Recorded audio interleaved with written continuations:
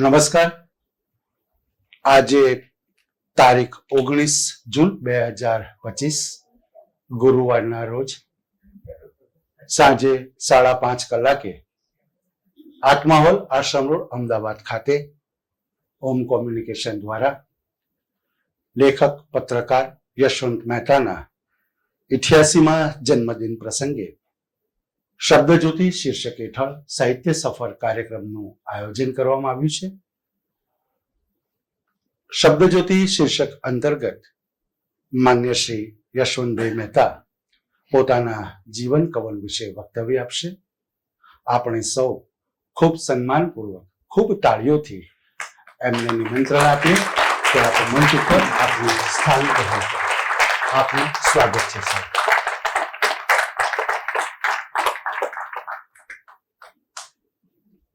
આપ જાણો છો તેમ ઓમ કોમ્યુનિકેશન દ્વારા છેલ્લા 12 વર્ષથી દિવંગત સાહિત્યકારોના જન્મદિન પુણ્યતિથિએ સાહિત્યિક વ્યાખ્યાનનું આયોજન કરવામાં આવે છે.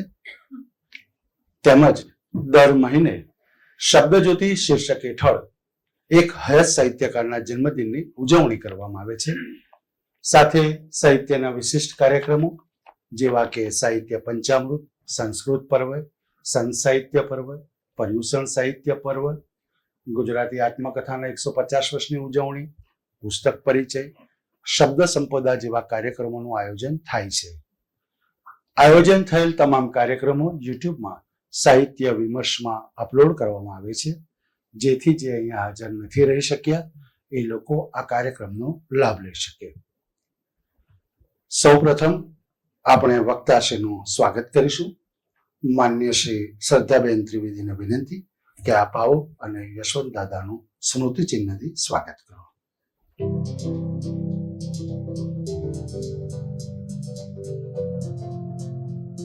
માન્ય શ્રી ગિરિમાબેન ગારેખાને વિનંતી આપ આવો અને યશવંત દાદાનું સ્વાગત કરો.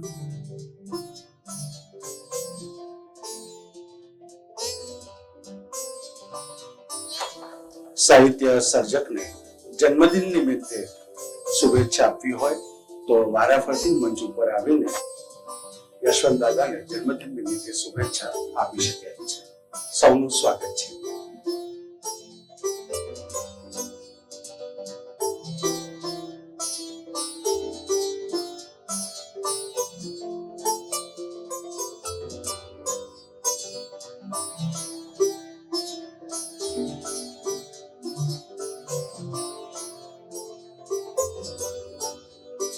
તમે વાંચી સંભળાવું છું કે ખભે રૂમાલ ઊંચો ભાગડી, કલમ તો જાણે સોનાની જડેલી, પાલે પાલે શબ્દો સરે, પુસ્તકોનો તો મેળો ભરે, યશ કથાનો જોટો ન જડે. Thank you.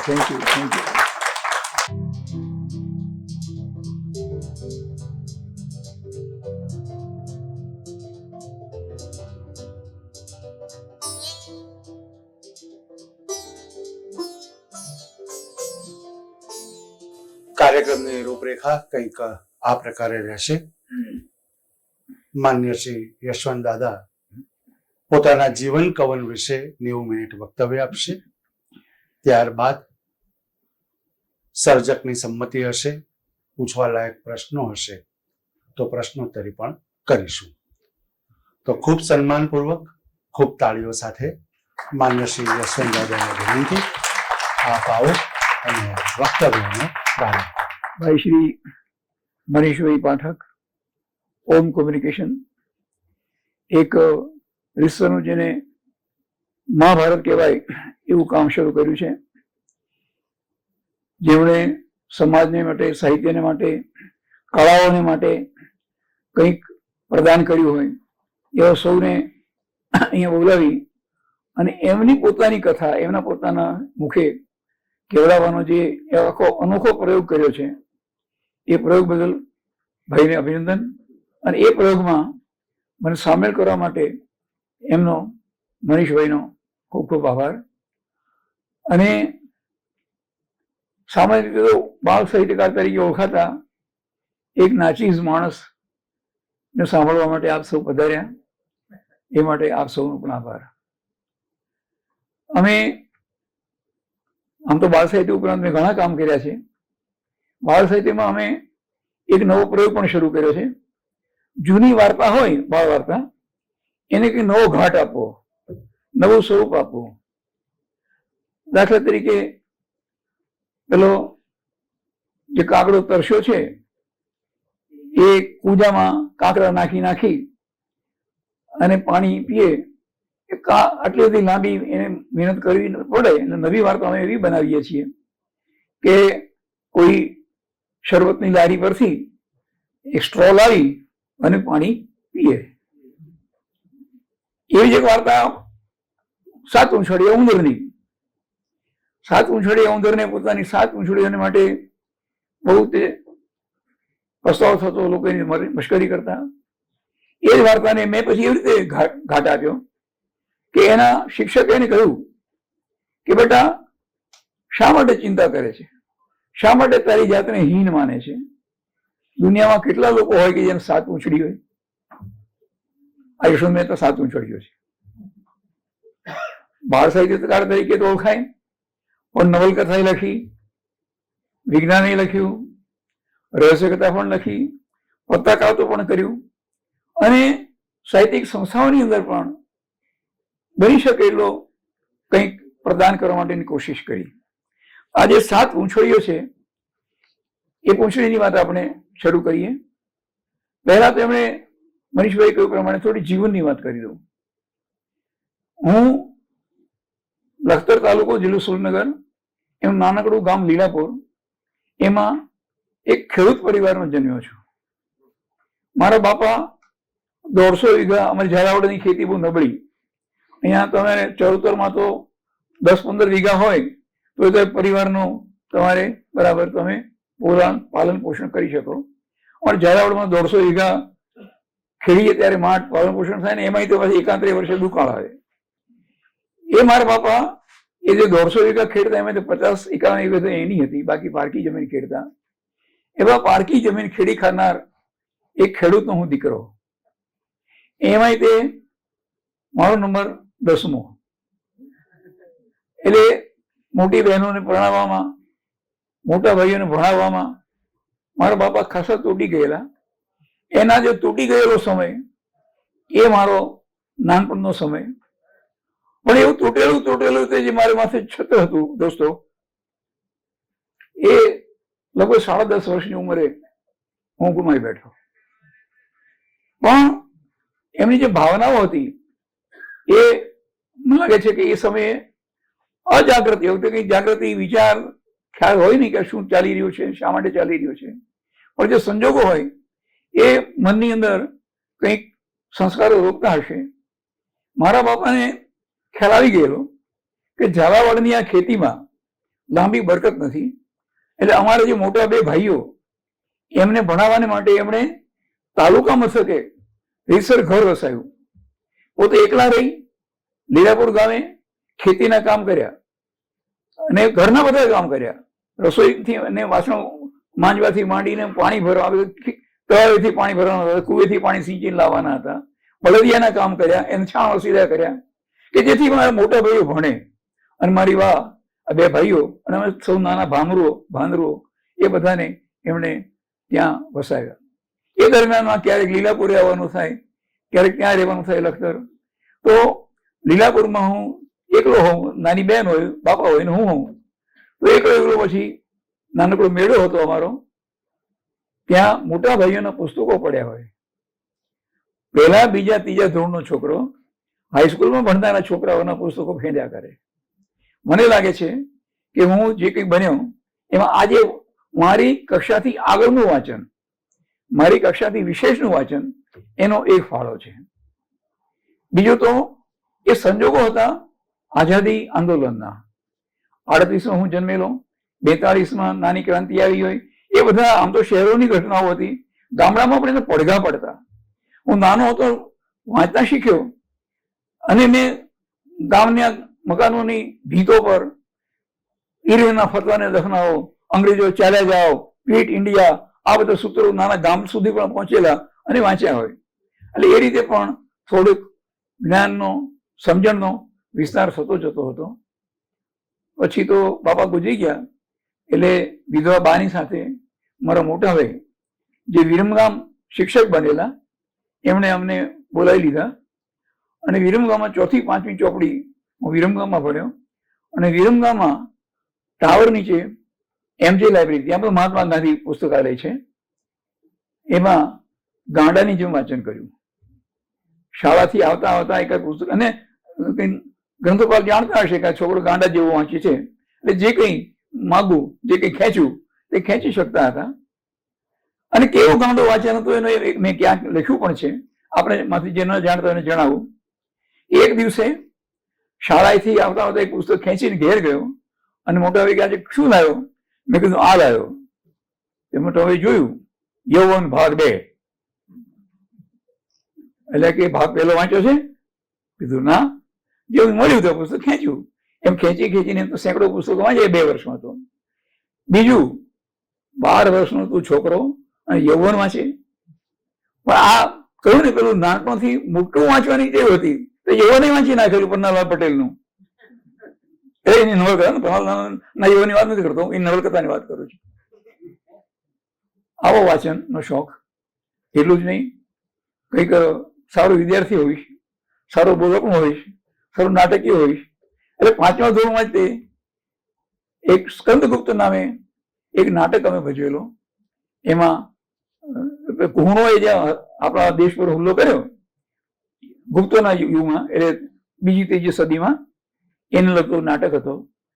ત્યાંથી પછી મોટાભાઈ ને લોકસેવાનો, દેશ સેવાનો છંદ લાગ્યો અને એમણે પછી શિક્ષકગીરી છોડી દીધી વિરમગામની. એટલે પછી એમનાથી નાના ભાઈ જે અહીંયા એક બિલ્ડિંગ કોન્ટ્રાક્ટર હતા, એમને આશ્રયમાં અને હું આવ્યા. એ 6ઠું ધોરણ. પણ ત્યાં સુધીમાં પેલું વાંચન અને વાંચ્યા હતા એ બધા એટલા કંઈ વિકસી ચૂક્યા હશે કે 6ઠા ધોરણમાં શરૂઆતમાં જ તે 1-2 મહિનામાં જ તે મારા વર્ગ શિક્ષિકા શાંતાબેન પોપટલાલ શાહ, એમણે મને બીરબલનું ઉપનામ આપી દીધું, બીરબલ. અને બીજું ઉપનામ આપ્યું કાઠિયાવાડી બાપુ. કારણ કે ગુજરાતના અને અમદાવાદના બધા ભાઈઓની અને બહેનોની વચ્ચે એકદમ જ્યાં જાય ચાલ્યા, હા, એવી જે કાઠિયાવાડી ઝાલાવાડી બોલતી હોય એટલે કાઠિયાવાડી બાપુ એવું. પણ એ વખતે તે દિનેશ ઠાકોર નું ચોખવટથી વાત કરજો એવું નાટક, એ નાટકમાં પણ ભાગ લીધો. એમાં બુધિયો ઘરનો નોકર છે, એનું પાત્ર હતું મારે. એક ઘરનો જે નોકર છે એ ઘરના જે એના માલિકણ છે, એમને સાંજે નાટક જોવા જવું છે, એટલે એને કહે છે કે આ બરાબર રસોઈ કરજે, ચોખા અને દાળ ધોઈને ઓરજે, અને સમય થાય એટલે દાદાજીને હલાવીને દબા પાઈ દેજે. એટલે હાબુ લઈ અને ચોખા ધોવા બેઠો અને દાદાજીને હલાવીને દવા પાવા બેઠો. ચોખવટથી વાત કરજો. એટલે આજે નાટક હતું ને બુદ્ધિઓ હું હતો, પણ ત્યાંથી માંડીને કંઈક ચોખવટથી વાત કરવાની ટીજો પડી ગઈ. એટલે જે કંઈ લખું એમાં ઠીક ઠીક ચોખવટ આવે છે એવું મારા જાણકાર મિત્રો મને કહે છે. 7મા ધોરણમાં બહુ હું વિશ્વ શાળામાં ભણેલો, કે બહુ મોટી ધનવાન શાળામાં તો જવાનો અવકાશ નહોતો, મોખ નહોતો. પણ એ વખતના અમારા શિક્ષકો હતા, આદર્શ શિક્ષકો હતા. સંતાનવત અમને સાચવતા, સંતાનવત અમને માર્ગદર્શન આપતા અને તક આપતા. 7મા ધોરણમાં તે વાર્ષિક હસ્તલિખિત અંકનું સંપાદન કર્યું. પહેલો જ નંબર હંમેશા આવતો, હોશિયાર હતો, લખવાની કઈ ફાવટ હતી, વાંચવાની ફાવટ હતી. પણ તે પછી 9, 10 ને 11 એ ત્રણેય ધોરણ શાહપુર ભારતી વિદ્યાલયમાં, આપને આશ્ચર્ય થશે, એ જમાનામાં કદાચ આજે આ શક્યતા નથી, અમે હસ્તલિખિત માસિક કાઢ્યું. માસિક રીતે હસ્તલિખિત. ઘણા ખરા શાળાઓમાં વાર્ષિક નીકળતા હોય છે, એ હસ્તલિખિત હોય કે છાપેલા હોય. અમે 3 વર્ષ સુધી 9, 10 ને 11 ધોરણ, અને એમાં વાર્તાઓ લખી, કવિતાઓ લખી. એ દરમિયાનમાં તે એક અદ્ભુત એક જોગ બન્યો. 9, 10 ને 11માં અમારા ધોરણ શિક્ષકો ગુજરાતીના, હિન્દીના વક્તૃત્વ સ્પર્ધાઓમાં મોકલે, નિબંધ સ્પર્ધાઓ મોકલે, હિન્દીની પરીક્ષાને માટે અમને પ્રેરણા આપે. એટલે વિદ્યાપીઠની વિનીત સુધી પહોંચી ગયા. હાઈસ્કૂલમાં ભણતા વિનીત, આમ તો કંઈ ગ્રેજ્યુએટ કક્ષાનું હિન્દી ગણાતું હતું, પણ હાઈસ્કૂલમાં ભણતા વિનીત પણ બની ગયા. અને નિર્ભયશંકર ત્રિવેદી નામે અમારા સંસ્કૃતના શિક્ષક હતા, મૂળ ગોંડલના.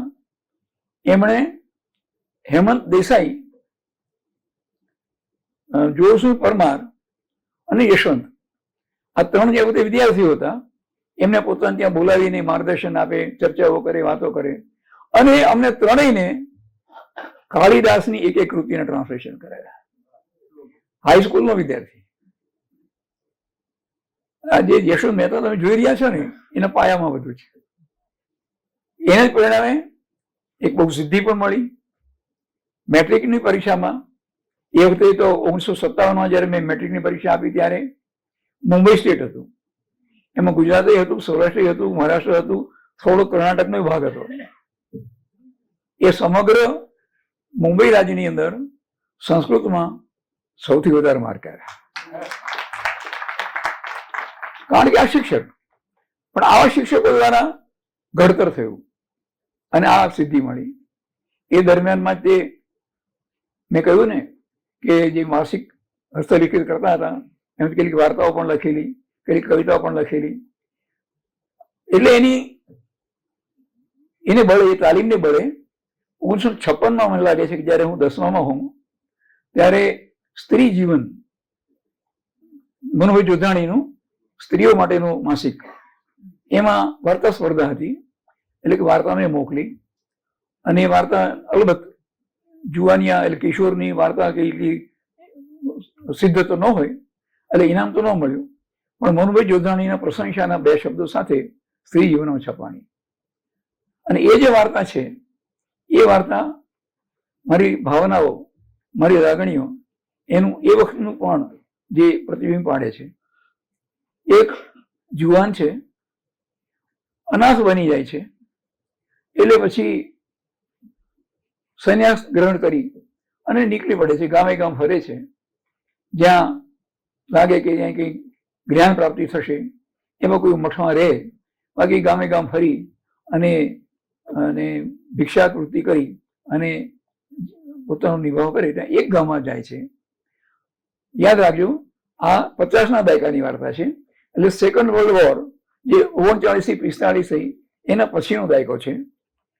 એ શેરીમાં જતો હોય છે, ત્યાં એક સ્ત્રી વૃદ્ધા એકદમ મારો દીકરો, આવો બેટા, આવી ગયો દીકરા, એમ કરીને ભેટી પડે છે. એટલે ભાઈ અમુક જાય છે પહેલા તો, પછી પડોશીઓ આજુબાજુ ઉભેલા લોકો કહે છે કે યુદ્ધમાં ગયેલો એનો દીકરો એ પાછો નથી આવ્યો, એટલે તમે એના દીકરા જેવો દેખાતા હશો, એટલે તમને દીકરો માની અને માં ભેટી પડી છે. ત્યારે પછી આ જુવાન એ જે સંન્યાસી બની ગયેલો, એ પોતાનો સંન્યાસ ઉતારી અને એ માં જીવી ત્યાં સુધીની સેવા કરે છે. આ મારી પહેલી છપાયેલી વાર્તા.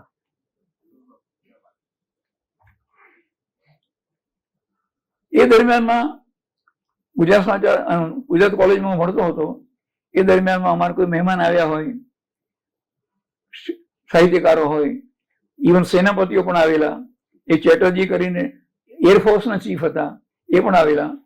એ જે કંઈ અમારે ત્યાં કહે, જે કંઈ વાત કરે, એમ નાનો સરખો રિપોર્ટ લઈ અને હું ગુજરાત સમાચારમાં દોડી જતો.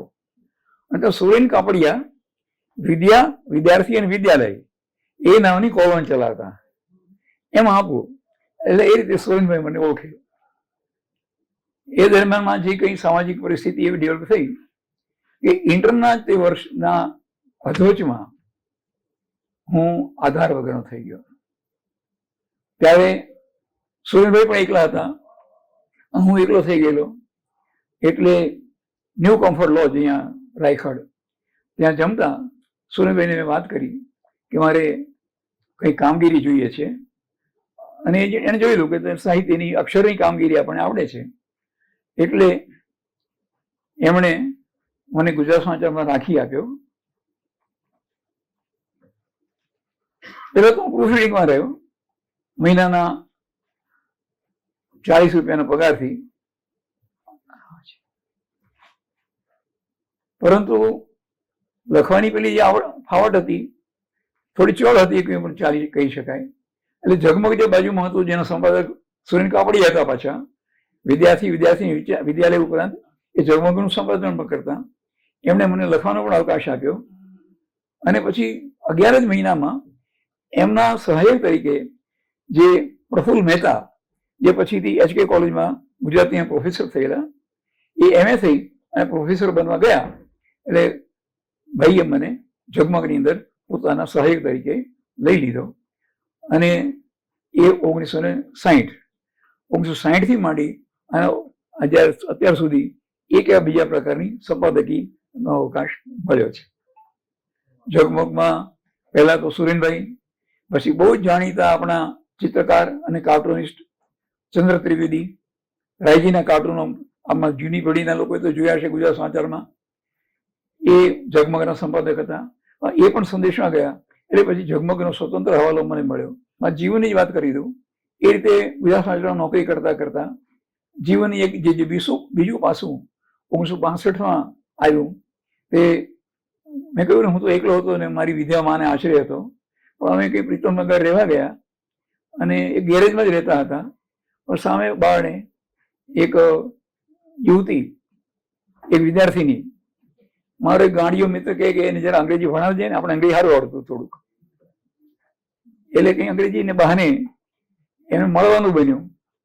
અને કંઈક સંજોગો યોગ પરીક્ષિત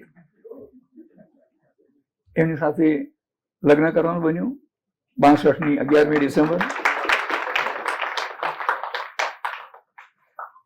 મેં વારંવાર કહ્યું છે, ગળગળા થઈને કહ્યું છે કે ગરીબ ખેડૂતના દીકરાને એક બહુ જ પ્રખ્યાત, સફળ, સમૃદ્ધ વૈદરાજના દીકરીએ પસંદ કર્યો.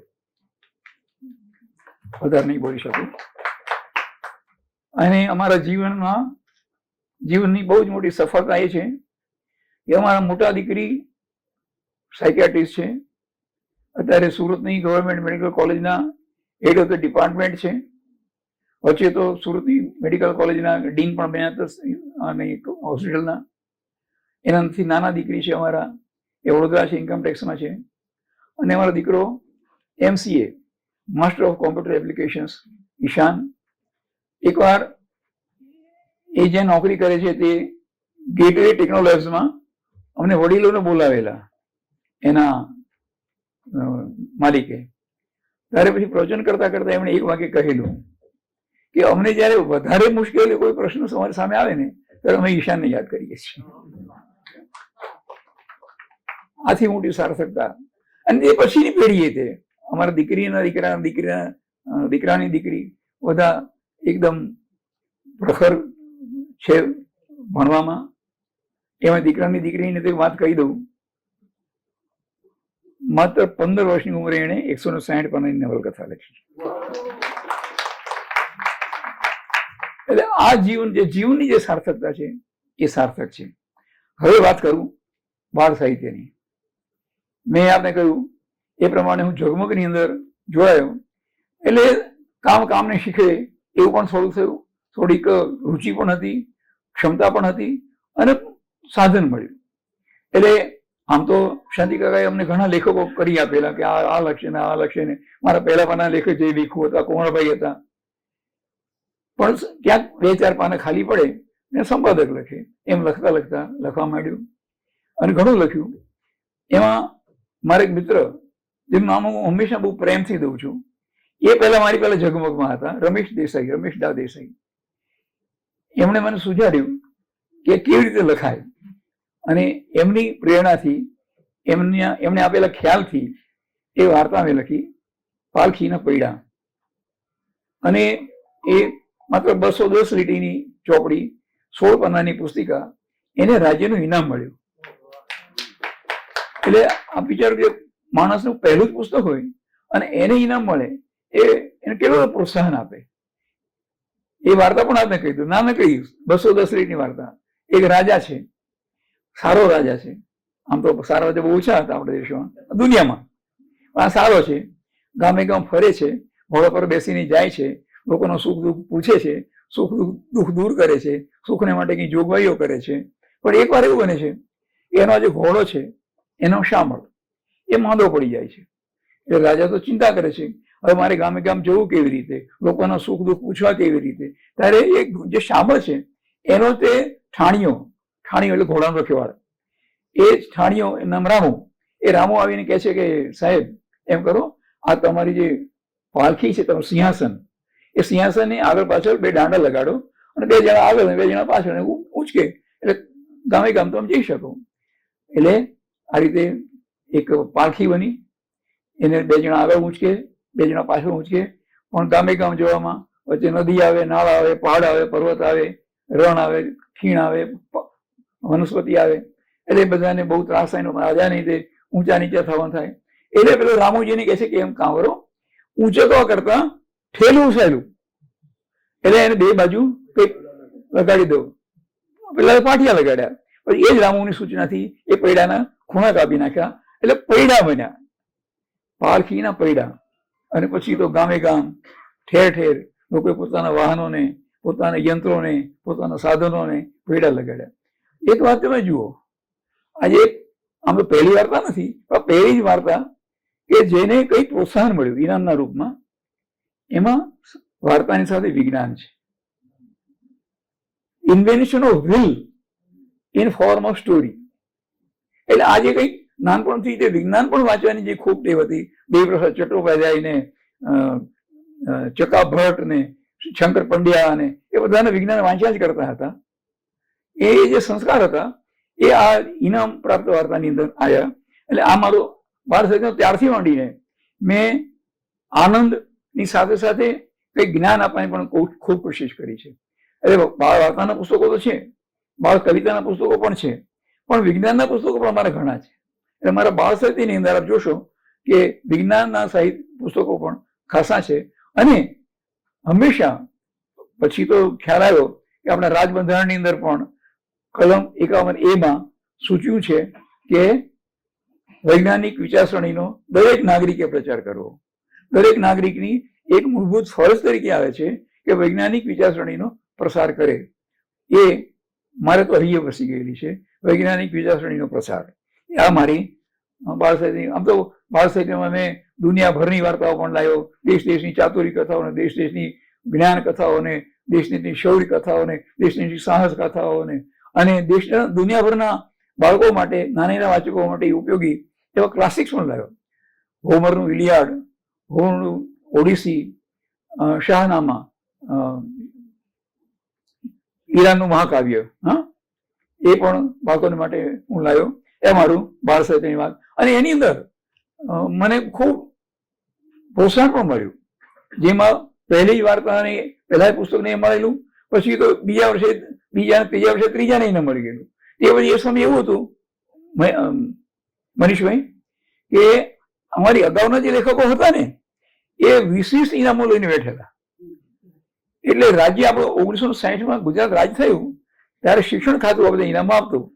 એને એવું કર્યું કે આટલા બધા ઇનામ વિજ્ઞાન લઈ જાય, મતલબ નવા નવા ચાન્સ મળે એના માટે એક સીલિંગ રાખો.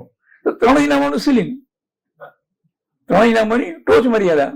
મહેતાજી બિચારા 64, 66, 68માં ઇનામ મેળવીને સીલિંગે ભટકાયા. પછી છેક 1983માં જ્યારે આપણી રાજ્યની સાહિત્ય અકાદમી બની મોહમ્મદભાઈના આગેવાની નીચે, મોહમ્મદભાઈ માકડની આગેવાની નીચે, ત્યારે એમ થયું કે 3 તો ઓછા કહેવાય, આપણે એમ કહો 5ની સીરિંગ રાખો. એટલે પેલા રાજ્ય ત્યાં સુધી છે ને 75 સુધી ઇનામ આપેલા.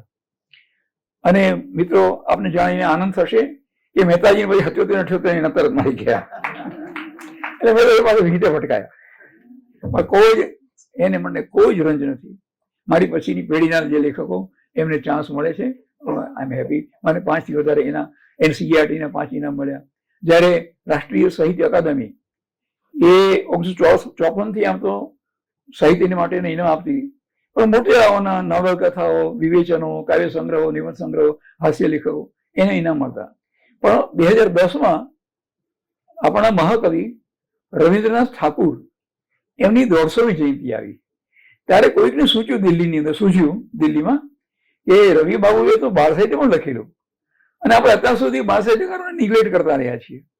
અને બનેલું એવું કે વચ્ચે NCERT રાષ્ટ્રીય શિક્ષણ સંશોધન અને તાલીમ સંસ્થા એ જે ઇનામ આપતી, અને મને વધારે મળે છે ગુજરાતી ભાષામાં, એ બંધ થઈ ગયા. 96માં બંધ થઈ ગયા.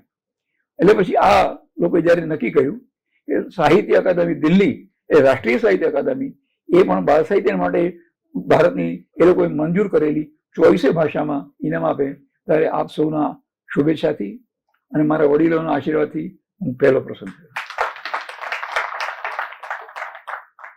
આ થઈ થોડીક બાળ વાર્તાની વાત. લગભગ કોઈ એમણે પૂછેલું મને કે બાળ વાર્તાના કે બાળ સાહિત્યના કિશોર કથા છે કે વિજ્ઞાન છે, કેટલા પુસ્તકો છે? કોઈ મારા 550 જેટલા પુસ્તકોમાં આશરે 450 તો બાળકો માટે જ લખેલા છે. પણ વાર્તાઓ પણ લખેલી છે. વાર્તાઓ પણ મેં એક વાર્તા તો આપણે મારી સ્કૂલની જે વાર્તા છે એ વાર્તા કીધી. આવા તે ભાવનાશાળી મારી વાર્તાઓ હોય એટલે વાર્તાઓ છે. વાસ્તવનું જેને નવલિકા કહીએ એમાં તો એક જ પુસ્તક થયું છે, અને એ છે છેલ્લી વાર્તા. પણ એની અંદર એક વાર્તા જે છે એ મારે આપને કહેવી છે. મારી જે સાહિત્ય યાત્રા જાણવા માંગો છો ને, એમાં મારી ભાવનાઓ જે કહું છું ને એનો પણ તેમાં જે વહાતી આવે છે એનો આપણે ખ્યાલ આવશે. એ વાર્તા છે બ્લડ બ્રધર. આ વાર્તા 1965ના યુદ્ધ પછી, ભારત પાકિસ્તાન વચ્ચે લડાયેલું એ પછી લખાયેલી વાર્તા છે. એક લશ્કરી યુદ્ધ ક્ષેત્રની એક લશ્કરી હોસ્પિટલ છે. એ તો કાચી હોય, બહુ ઓછા સાધનો વાળી હોય. ત્યાં એક ડોક્ટર છે. એ ડોક્ટરનો જે અર્ધલી છે એનો સહાયક છે, એ છે કે ડોક્ટર સાહેબ હવે છે ને તમે રજા લઈ લો, તમે જતા રહો. કેમ? તો કે જે કોઈ આવે અહીંયા બ્લડ તો હોતું નથી, તમારું બ્લડ આપ્યા કરો છો, તમારું લોહી આપ્યા કરો છો. તો કે એવું ના કરાય, હું ડોક્ટર છું, લોકોના પ્રાણ બચાવવા એ મારી ફરજ છે, એ મારી ઓકે. એટલામાં એક ગાડી આવે છે, એમાં ઘાયલો આવે છે. એ ઘાયલો બધા છે. તો અગલી આવીને કહે છે કે સાહેબ આમાં જે અમારે મોરચા પરથી આખો ઉઠાવી રહ્યા છે લોકોને, પણ બધા હું તો પાછા મોકલીને કહું છું કે રણમાં છૂટ કરી દો. તો એવું ના કરાય. તો કે એમાં એક જે છે એનો ખાસ એમનો લેફ્ટનન્ટ, એને તો પૂરો જ કરી દો. તો કોણ જુઓ તો ખરા, આપણે તો ડોક્ટર છીએ, આપણી ફરજ છે લોકોના પ્રાણ બચાવવાની. બતાવે છે. તો જ્યાં એમ કે એની બ્લડ ગ્રુપની તપાસ કર, જે લેફ્ટનન્ટ છે એની. એટલે અગલી બ્લડ ગ્રુપની તપાસ કરીને આવે છે, અને પછી તો દૃઢતાપૂર્વક કહે છે કે એને તો અમારે શૂટ જ કરવો છે. ગાંડા એવું ના કરાય, મને જોવા દે. જઈને કહે છે, અને એ જે પાકિસ્તાનનો જે અરગલી લેફ્ટનન્ટ છે એને જોઈ અને એને જૂની વાત યાદ આવે છે. આ જે ડોક્ટર છે એના પિતા ન્યાયાધીશ હતા, અને બાજુના જ બંગલાની અંદર એક બીજા ન્યાયાધીશ રહેતા હતા. એનો દીકરો અને આ ડોક્ટર સાહેબ નાનપણમાં સાથે રમતા બગીચાની અંદર, એકબીજાના બગીચામાંથી આવીને. અને એમણે નાનપણમાં કઈ અમેરિકાની વાર્તાઓ વાંચેલી.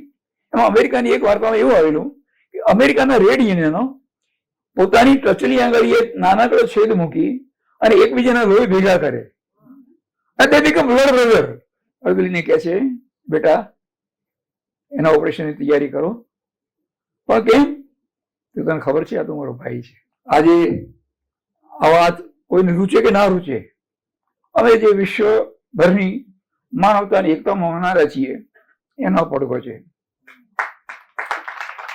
આ મારું સાહિત્ય છે. આવું જ બધી ઘણી મારી વાર્તાઓ, આમ સાદી વાર્તાઓની અંદર કંઈક ભાવના હોય. દાખલા તરીકે જાત્રા નામની મારી વાર્તા છે.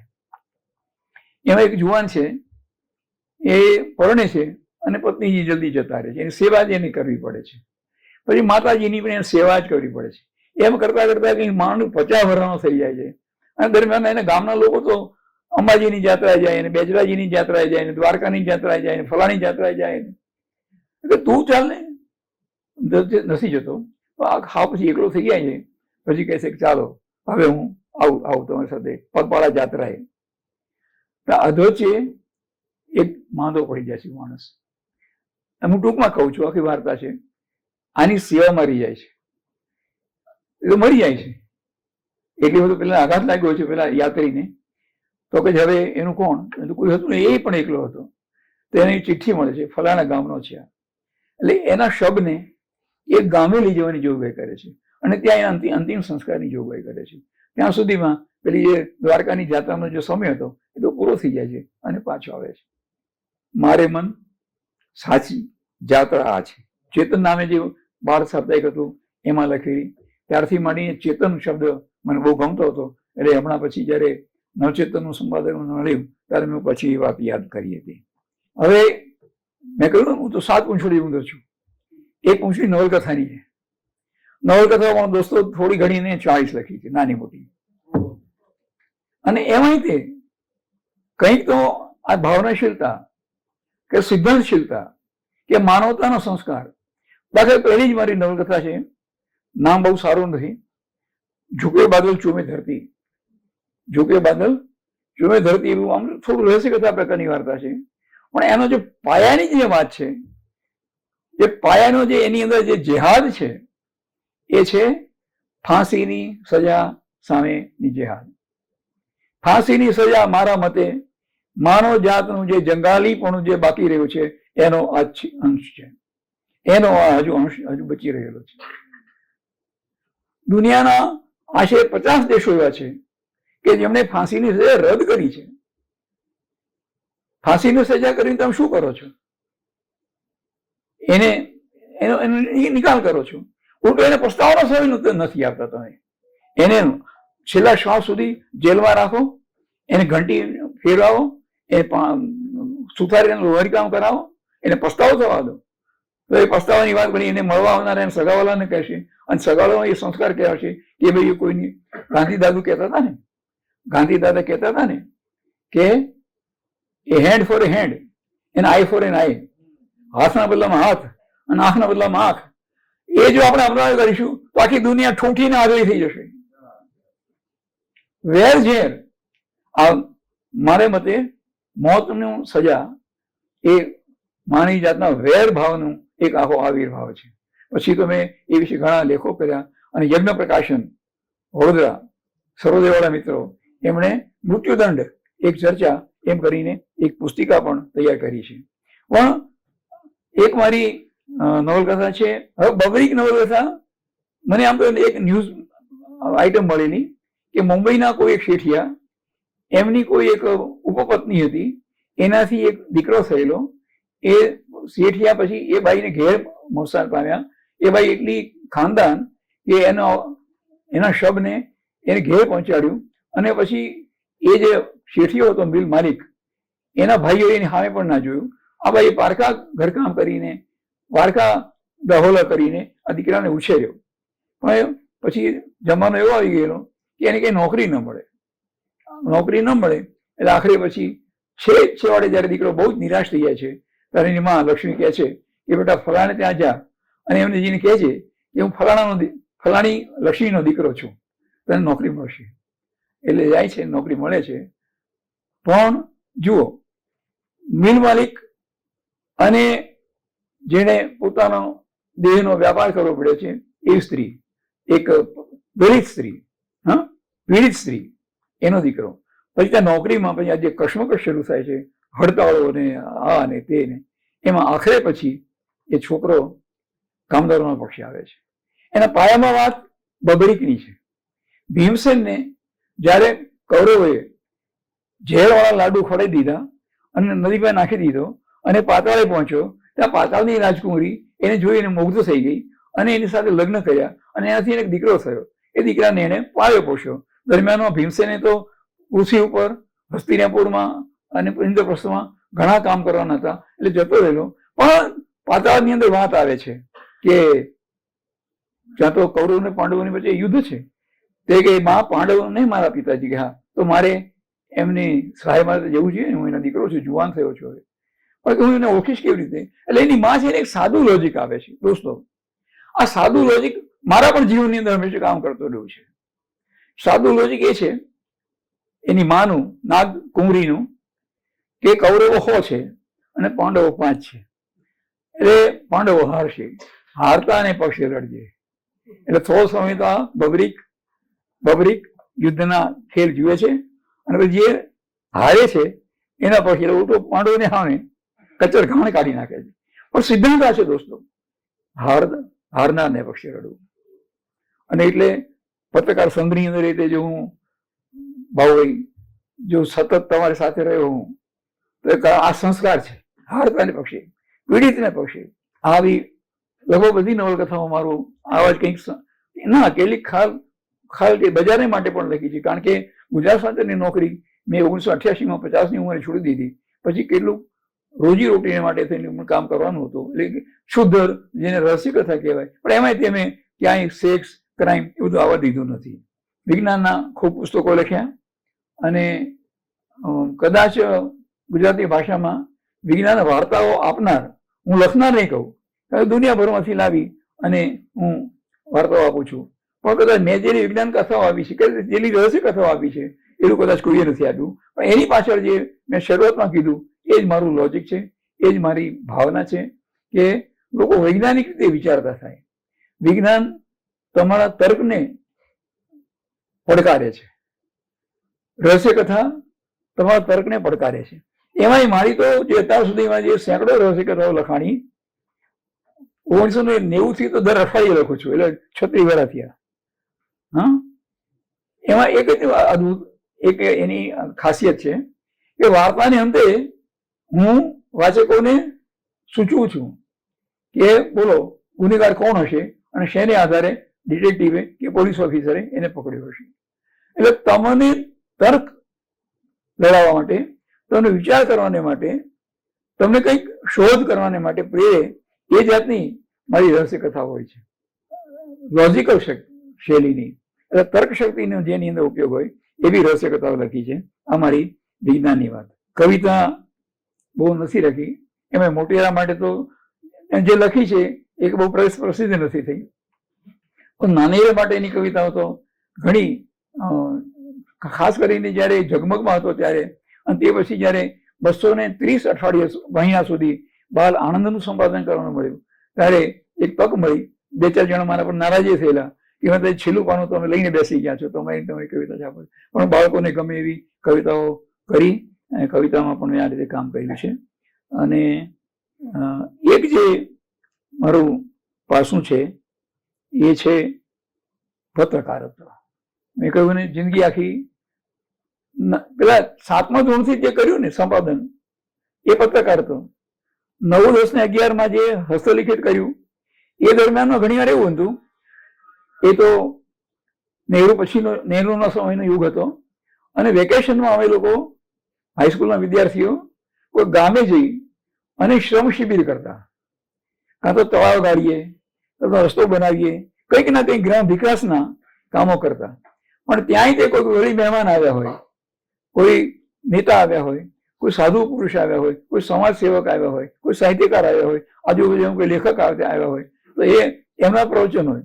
તો રોજે રોજ જે કંઈ કર્યું, જે કંઈ કામ કર્યું, અથવા તો એ ગામની અંદર કંઈ જોવાલાયક સ્થળ હોય, કોઈ જૂનું મંદિર હોય, કોઈ મોટો જૂનો વોર્ડ હોય, એ બધાની કંઈ વાતો ડેઈલી બુલેટિન પ્રગટ કરતો. એ જે 15 દિવસનો જે શ્રમ શિબિર હોય અને આખરે પછી શ્રમાંજલિ એમ કરીને 15 દિવસનો આખો રિપોર્ટ, એનું પણ આખો એક હસ્તલિખિત તૈયાર કરતો. એટલે પત્રકારની તાલીમ તો ત્યાંથી જ હતી. અને પછી તો દોડું હતું અને ઢાળ મળ્યો. ગુજરાત સમાચારમાં મને કામગીરી મળી ગઈ અને 11 મહિના પ્રોફિટરી કર્યા પછી ઝગમગ, શ્રીરંગ. ઝગમગની અંદર અમારા સમય સુધીમાં મેં 63ના શરૂઆતથી કામ શરૂ કર્યું. તે પહેલા હું આસિસ્ટન્ટ હતો. 60, 61, 62, 63 સુરેનભાઈનો અને ચંદ્ર ત્રિવેદીનો. મારું જે અંગ્રેજીનું જયારે વધારે વાંચન, અને એ સમયે અમે બ્રિટનથી અને અમેરિકાથી અમે સામયિકો રિસર્ચ મંગાવતા હતા બાળકો માટેના, અને એની અંદર જે ખ્યાલો હતા એ ખ્યાલો મેં આની અંદર આપ્યા. અને અમારા સમય સુધી જે ધર્મકથાઓ, લોકકથાઓ, ચાતુરી કથાઓ, જીવણાભાઈની, મિયા ફુસ્કીની ઘણી ખરી કથાઓ એ ચાતુરી કથાના વર્ગમાં આવે.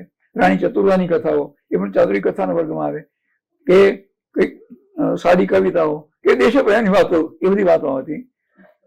અમે સાહસ કથાઓ, વિજ્ઞાન કથાઓ અને દુનિયાભરનું સાહિત્ય, દુનિયાભરની સાહસ કથાઓ અને દુનિયાભરની શિષ્ટ કથાઓ, દાખલા તરીકે ઇલિયાડ ને ઓડિસી, દાખલા તરીકે હરિકૃષ્ણની વાર્તાઓ. હરીશભાઈને મેં એક ગ્રંથ આપ્યો અને એના ઉપરથી હરીશ નાયક આપણા, એમણે આખી હરિક્યુલિસની આખી પરાક્રમ કથાઓ લખી.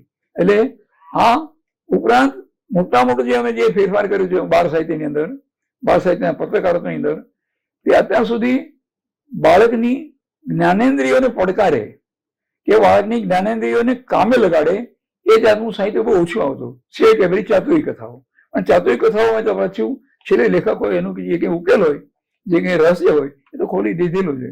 અમે રહસ્ય કથાઓ, પછી કંઈક બનાવો, કંઈક શોધો, કંઈક ચિત્રો, બે ચિત્રોનો ભેદ શોધો. આજે તમે જોતા હશો કે બાળ સામયિકોની અંદર આ બધી જે ચીજો છે તે અનિવાર્ય બની ગઈ છે. પણ આપ સૌને આનંદ થશે કે 1963-64 થી ઝગમગના સેન્ટર પેજની અંદર અક્કલની ઉજાણી, આઝાદની સામગ્રી, જ્ઞાનની કેળવણી, જ્ઞાનેન્દ્રિયોની કેળવણી, શોધક બુદ્ધિની કેળવણી, એના ફીચર્સ અમે આપવા માંડ્યા. કુમારપાળ દેસાઈની પાસે અમે ખેલકૂદનું પાનું શરૂ કરાયું. ત્યાં સુધીના જે કંઈ બાળકોનો સામયિકો હતા એમાં ખેલકૂદનું કોઈ સ્થાન જ નહોતું. કુમારપાળની પાસે તે અમે એક પાનું ઝગમગતું જગત એવું કરાયું. એટલે બાળકોને જેની રસ પડે એવા દુનિયાભરના જે સમાચારો, રસ પડે એવા, કોઈને મારામારી કે યુદ્ધ નહીં હોય એ નહીં, પણ દાખલા તરીકે આજે બ્રિટનમાં ચૂંટણી થઈ છે તો વડાપ્રધાન કોણ બન્યા ત્યાં સુધી વાત આવે તો ઝગમગતું જગત એમ કરીને સમાચારોનું પાનું પણ અમે શરૂ કરાયું. એટલે આ બધાને કારણે અમારું ઝગમગ, અથવા કહી શકો તો મારું ઝગમગ, જે ઓછામાં ઓછા 14 વર્ષ સુધી મેં સંભાળી રાખ્યું, એ અમે લોકો 45,000 નકલો સુધી જાય. પરિવર્તન આવ્યું. મને બહેનોનું એક સાપ્તાહિક શ્રી, ગુજરાત સમાચારનું એક સાપ્તાહિક હતું શ્રી, એનું કામ મળ્યું. તો એમાં અત્યાર સુધી એ કંઈ હતું તે બહેનોએ શું કરવું જોઈએ ને, બહેનોએ આવું રસોઈ કરવી જોઈએ ને, બહેનોએ પતિ આવે ત્યારે એના પગરખા ઉતારવામાં મદદ કરવી જોઈએ વગેરે વગેરે. મેં દોસ્તો જેવું મને અપાયું એમાં બે બહુ મોટા ફેરફાર કર્યા. એની ટેગલાઈન હતી જૂની, પૂરા પરિવારનું સામયિક, પૂરા પરિવારનું કે સમસ્ત પરિવારનું સામયિક. એને બદલે મેં ટેગલાઈન બદલી નાખી, જાગૃત યુવતીઓનું જીવંત સાપ્તાહિક. એટલે મેં જે ખરેખર જે વાચક વર્ગ એને લક્ષ્ય કરી અને આખી ટેગલાઈન બદલી નાખી. અને બીજું, જોઈએ શબ્દને બારવટો આપી દીધો. આ જોઈએ તે જોઈએ નહીં, આ કરીએ. અને એમાં કેવી કેવી વાતો અમે કરી, કેવી કેવી વાતો આપી. દાખલા તરીકે સુરેન્દ્રનગરના એક દીકરી કોલેજમાં ભણે, એમને કંઈ લુખાઓ હેરાન કરતા હશે, એમણે જઈ અને કલેક્ટરને વિનંતી કરી કે મને ગન લાયસન્સ આપો. આ દીકરીના જેવા સમાચાર મેં વાંચ્યા એવું અડધું પાનું ભરી અને એ દીકરીના સાહસને અને એવું સાહસ કરનારી દીકરીઓને બિરદાવવાનું મેં કામ કર્યું. આ જાતનું તે સાહિત્ય અમે શ્રીમાં આપવા માંડ્યું. પરિણામ એ આવ્યું, આત્મશ્લાઘા થશે થોડીક, પણ મને જ્યારે મળ્યું 1975માં, ત્યારે એનું સર્ક્યુલેશન 7,000 હતું. 2 વર્ષ પછી એનું સર્ક્યુલેશન 42,000 હતું. પત્રકારત્વની વાત કરીએ તો થોડા સમયને માટે મને શ્રીરંગ મળેલું. શ્રીરંગ એ અમારું ડાયજેસ્ટ હતું. અમારા રીડર્સ ડાયજેશન પ્રકારનો. એ જ્યારે મને મળ્યું ત્યારે માંડ કંઈ એની અગાઉ એક બહુ પ્રખર પત્રકાર એમ સંપાદક તરીકે તંત્રી તરીકે કામ કરી ગયેલા, એનું નામ નગેન્દ્ર વિજય. નગેન્દ્રભાઈ બહુ જ પ્રખર પત્રકાર, જાણકાર. એમણે શ્રીઅંગ થોડો સમય સંભાળેલું અને એમણે એને 90,000 સુધી પહોંચાડેલું. પણ આપને જાણીને આશ્ચર્ય થશે અને આનંદ થશે કે મેં એને પછી 20,000 સુધી પહોંચાડેલું. એનું કારણ પણ આ જ કે તરત એકદમ જાગ્રત અને સામા વાચકને સ્પર્શે, એને કંઈક વિચારવા પ્રેરે, એ જાતનું સાહિત્ય મેં આપતા. અને એક ખોટું શું કામ કહું, મને મદદરૂપ 2-3 પ્રસંગો પણ એ દરમિયાન બન્યા. આ વર્ષ હતું 1984-85. એક જે પ્રસંગ બન્યો તે ભોપાલમાં ગેસ કાંડ, અને બીજો ઓર મોટો જે પ્રસંગ બન્યો તે ઇન્દિરાજીની હત્યા. એટલે આને કારણે અને અમે જાગૃતિપૂર્વક ચિત્રલેખા કે ફલાણા બીજા કોઈ સામયિકો આવે તે પેલા એકદમ જાગૃતિપૂર્વક રાતોરાત સારા એવા ફીચર્સ તૈયાર કરી અને અમારું આસપાસ બજારમાં મૂકી દીધેલું.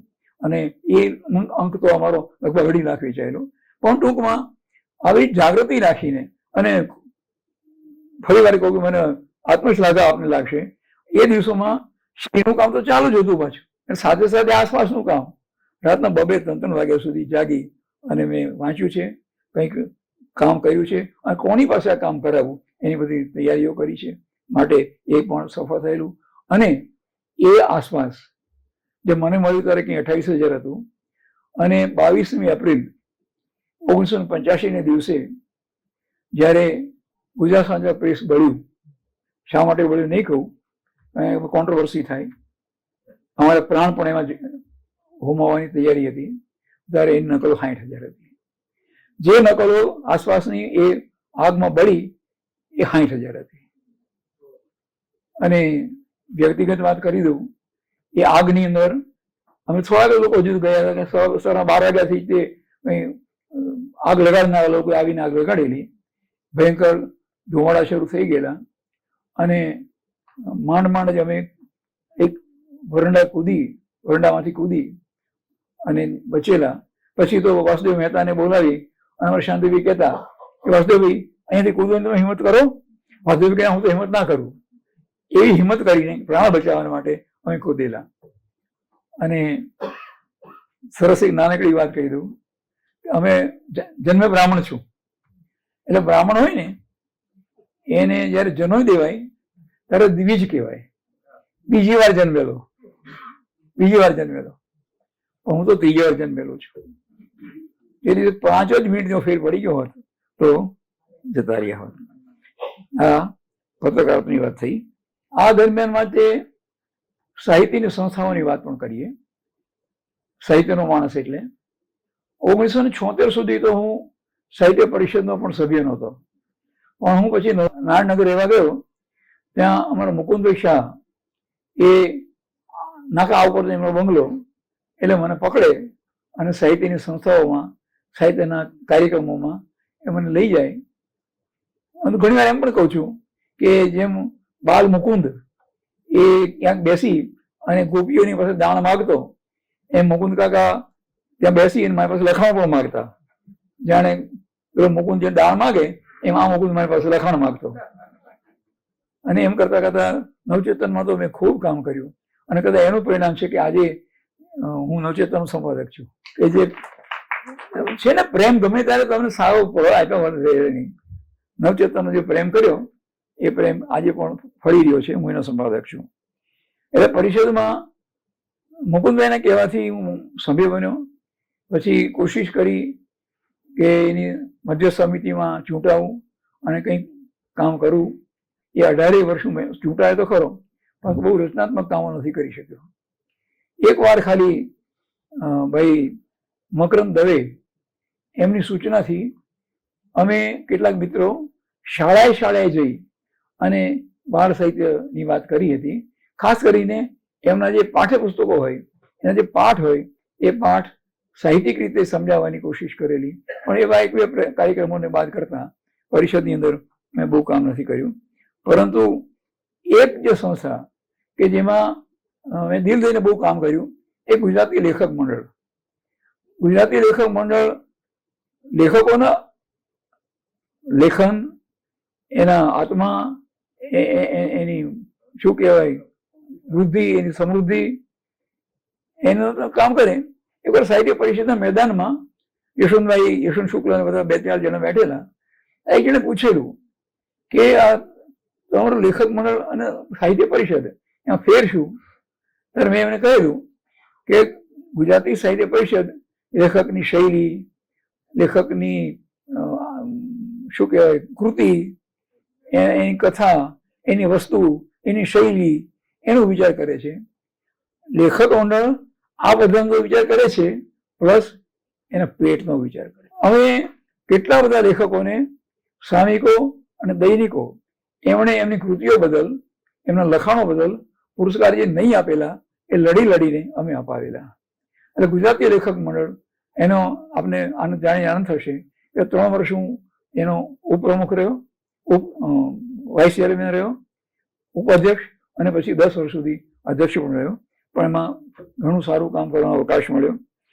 એવી રીતે અમે હમણાં એક, અને આ અમારો પેટ વિષય છે બાળ સાહિત્ય. બાળ સાહિત્ય ઘણું કામ કરેલું એ પણ કારણ, અને બાળ સાહિત્ય પ્રત્યે નિષ્ઠા એ પણ કારણ. છેક શરૂઆતથી તે અમારા મનમાં એક અફસોસ હતો, બધા બાળ સાહિત્યકારોના મનમાં, કે આપણે ગૌણ ગણવામાં આવે છે. ગૌણ તો એટલે સુધી કે પેલું જે રાજ્ય અને પછી સાહિત્ય અકાદમી પણ ઇનામો આપતી, તે મોટેરાઓ માટેના ઇનામના કરતા બાળ સાહિત્ય માટેના ઇનામ અડધા હતા. મોટેરાની નવલકથાને માટે 5000 ઇનામ હોય, તો બાળ સાહિત્યના ભલે નવલકથા જેવું તે બાળ નવલકથા હોય પણ એની ઇનામો 2500 હોય. એટલે જે અડધા ઇનામ હતા એની સામે અમે રિસર્ચ કેમ્પેન ચલાવ્યો અને કહ્યું કે ભાઈ મોટેરાઓ પાટલુન પહેરે, મોટેરાના લેખકો પાટલુન પહેરે, અને અમે બાળ સાહિત્યકારો બધા ચડ્ડી નથી પહેરતા, અમારે પાટલું જ પહેરવું પડે છે. કારણ કે 40 વર્ષના હોઈએ અને ગુજરાત સમાચાર જઈને ચડ્ડું પહેરીને બેસીએ તો ક્યાં ભૂંડા લાગીએ. આખરે પછી જયારે ફકીરભાઈ વાઘેલા, અમે બહુ એની અપીલો બહુ કરી, અરજીઓ બહુ કરી, સાહિત્ય પરિષદને, સરકારને, શિક્ષણ ખાતાને, શિક્ષણ મંત્રીને અમે અરજીઓ કરી. પરિણામે એક જે લાભ થયો એ થયો કે બાળ સાહિત્ય માટેને પણ હવે ઇનામો સરખા છે. નવલકથાકારને પણ પહેલું ઇનામ 11000 છે, બાળ સાહિત્ય માટે પણ બાળ વાર્તામાં પહેલું ઇનામ 11000 છે, બીજું 7000, 5000 આપશો જાણો છો. એટલે એટલું જ નહીં, અમે બાળ સાહિત્યકારોનું એક સંગઠન કર્યું, બાળ સાહિત્ય અકાદમી. એમાં વર્ષો એના અધિવેશનો કરીએ છીએ. અને જે પુરુષસૂરીઓ એમને યાદ કરીએ છીએ, એમની જે કંઈ ખાસિયતો હતી એ ખાસિયતો અમારા જે મિત્રો આવ્યા હોય એમની પાસે રજૂ કરીએ છીએ. જે અધિવેશનમાં આવ્યા હોય એની સામે વખતો વખત પરિસંવાદો કરીએ છીએ. બાળ સાહિત્યમાં વિજ્ઞાનની વાત હોય, બાળ સાહિત્યની શૈલીની વાત હોય, અને આ બધું જે કંઈ બોલાયું હોય, લખાયું હોય, એના ડોક્યુમેન્ટેશનને માટે અમે એક બાળ સાહિત્ય પુસ્તિકા શરૂ કરી છે. અત્યાર સુધીમાં એવી 89 પુસ્તિકાઓ થઈ, અને કહેવામાં આવે છે કે આખા ભારતમાં બાળ સાહિત્યને માટે એને સમર્પિત એવી પુસ્તિકાઓ અત્યાર સુધી બીજે ક્યાંય છે નહીં, માત્ર આપણા ગુજરાતમાં છે. ઘણા હવે તો પ્રોત્સાહનો છે. સાહિત્ય પરિષદ ઇનામ આપે છે, સાહિત્ય અકાદમી ઇનામ આપે છે, સુરતની એક સ્મિતા પારેખ એ ઇનામ આપે છે. ભાઈ આપણે રોજી ગાબાણી છે, એ પણ ખૂબ ઇનામો આપે છે. છતાંય તે એ બધા નહોતા એ દરમિયાનમાં અમે બાળ સાહિત્ય અકાદમીમાં કેટલાક બાળ સાહિત્યના ઇનામોને માટે પણ ભંડોળો મેળવ્યા અને એનું સંચાલન કરીએ છીએ. અને મને આનંદ છે કે આ કામની અંદર મને પહેલેથી છગનભાઈ ભૈયા છે, કે મુકુંદભાઈ છે, કે ભાઈ યુસુફ મેકવાન, નટવર પટેલ, ઘણા મિત્રોનો સહકાર મળી રહ્યો. અને બાળ સાહિત્ય અકાદમી એ બાળ સાહિત્યનું એક આખું જેને સમજો કે એક આંદોલન એ થઈ ગયું છે, અને એના ઘણા ફળ પણ મળ્યા છે. અને આજે જે બાળ સાહિત્યને માટે કેટલાક સ્થાનિક જે કેટલાક ઉપક્રમો ચાલે છે, માતૃભાષા અભિયાન એનું એક શનિ સભા છે, અને બાળ સાહિત્ય અકાદમીની એક શારદા સભા છે. એમાં પણ હું લગભગ હંમેશા હાજર રહી અને મિત્રો જે કંઈ રજૂઆતો કરે એને કંઈક મનથી આવડત પ્રમાણે માર્ગદર્શન આપું છું. અને આનંદની વાત એ છે કે છેલ્લા વર્ષોમાં સાહિત્ય અકાદમીના કે દિલ્હીના પણ કે સાહિત્ય પરિષદના પણ જે કંઈ ઇનામો અપાય છે એમાં ઘણા ખરા ઇનામો અમારી આજે 2 બેઠકો છે એની અંદર જે બહેનો અને ભાઈઓ આવે છે એમને મળી રહ્યા છે. એનો પણ એક ખૂબ મોટો આનંદ છે. એક મારા સાહિત્યની એક બીજી વાત કરવી જોઈએ, એ છે ગાર્ગી વૈદ્ય. મને લાગે છે કે એક પુરુષ હોય લેખક અને એને સ્ત્રી બનીને લખ્યું હોય એવું સૌથી વધારે કદાચ મેં લખ્યું છે. આમ તો પેલું જે શ્રીનું બધું કામ કરતા જગમગનું શ્રીરંગની નાનકડી વાત કહી દઉં. નગેન્દ્રભાઈ એના જે કંઈ માહિતી લેખો હોય, વિજ્ઞાન લેખો હોય એ લખે અને એક અંકમાં 4 થી 5 વાર્તાઓ લખવી પડતી. એ મારે લખવાની આવતી. નગેન્દ્રને મારો પર એટલો બધો વિશ્વાસ હતો. તે એના માટે કંઈ પ્રગેશ રાવળ ને અશોક શાહ અને આમ્રપાલી મહેતા અને સોમર શાહ અને કેટલા બધા નામ એક અંકની અંદર 4-5 વાર્તાઓ મારી જ હોય. ફરી વાર કહું, એ વાર્તાઓ પાછી પેલા પરિષદ વાળાઓને કઈ વાર્તા તરીકે મૂલ્યાંકન લાગે એવું નહીં. એ તો પુસ્તકો નથી, એટલે ઇનામ નથી મળ્યા, વાર્તાના ઇનામ નથી મળ્યા. સમજ્યા? હા, એક દિલ્હી મદ્રાસ વાળાએ કંઈ આપી દીધું એક ઇનામ, એ પેલા બ્લડ બ્રધરને માટે આપ્યું. મદ્રાસની એક સંસ્થા એને કંઈ એનું અંગ્રેજી ટ્રાન્સલેશન થયેલું બ્લડ બ્રધરનું એને ગમ્યું હશે, છેક મને મદ્રાસ બોલાવીને ઇનામ આપ્યું. એનીવે ગાર્ગી વૈદ્ય. પછી એક આપણું ગુજરાત ટુડે નામનું દૈનિક, એ કે તમે રહસ્ય કથાઓ આપો, તમે સહચિંતન આપો. પછી કે તમે શ્રીનું સંપાદન કરતા હતા, બહેનો માટે તમે સારું લખી શકો તો બહેનો માટે કંઈક ના કંઈક આપો. એટલે કે ભાઈ એકના એક નામ વાંચી અને તમારા વાચકો કંટાળશે, એટલે તો કે કોઈ સ્ત્રી નામ યોજો.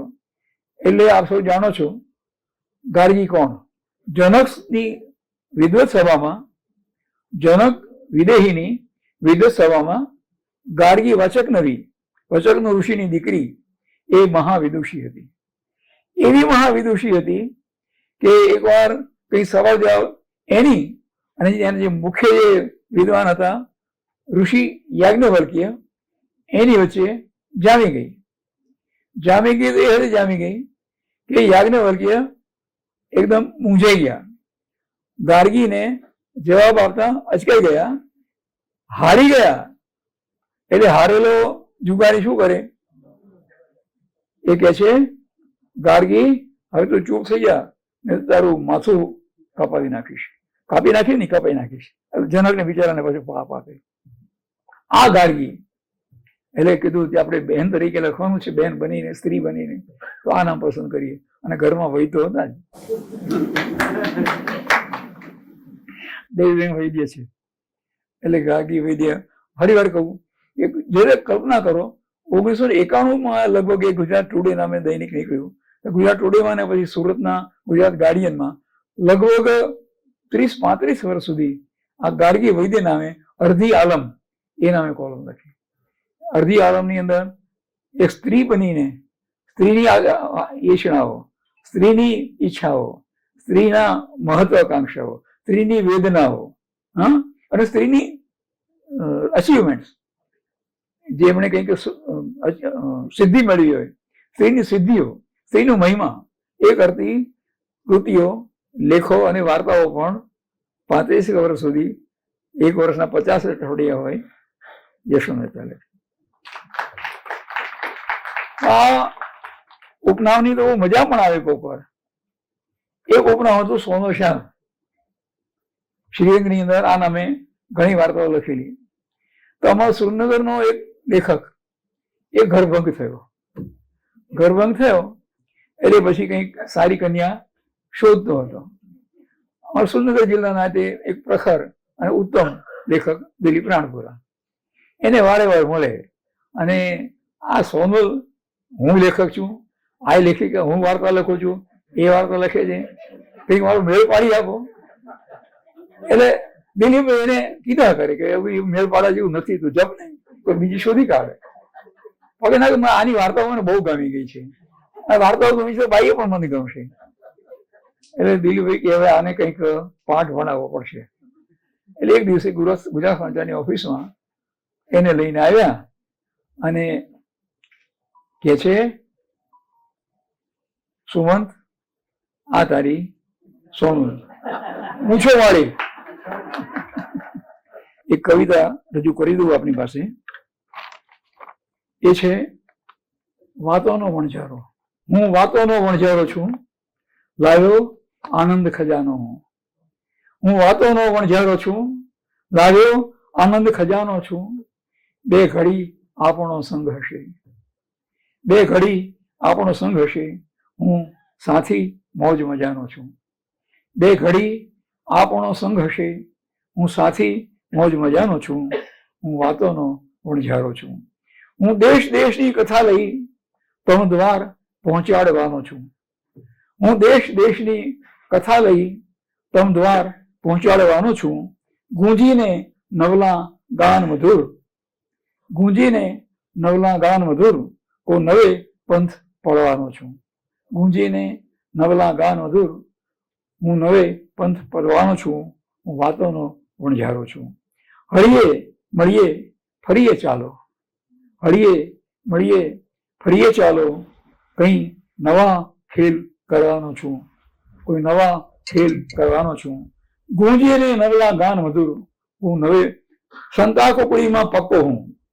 નવા ખેલ કરવાનો છું, સંતા કોકડીમાં પક્કો હું. ના કદી પછી જળવાનો છું. હું વાતોનો વણઝારો છું. તો કહી દઉં કથા યુગો યુગની ને કવિતા જે રચવાનો છું. તો કહી દઉં કથા યુગો યુગની ને કવિતા જે રચવાનો છું. ભાવિના ભેદ બતાવી દઉં, હું કાલે ક્યાં બચવાનો છું. ભાવિના ભેદ બતાવી દઉં, હું કાલે ક્યાં બચવાનો છું. હું વાતોનો વણઝારો છું. છેલ્લે મારી પોઠોમાં ભર્યા રત્ન, મારી પોઠોમાં ભર્યા રત્ન જગ ચોકે ફગાવવાનો છું. મારી પોઠોમાં ભર્યા રત્ન જગ ચોકે ફગાવવાનો છું. સઘળું આપીને ઉડી જઉં, સઘળું આપીને ઉડી જઉં. હું ટહુકો એક હવાનો છું.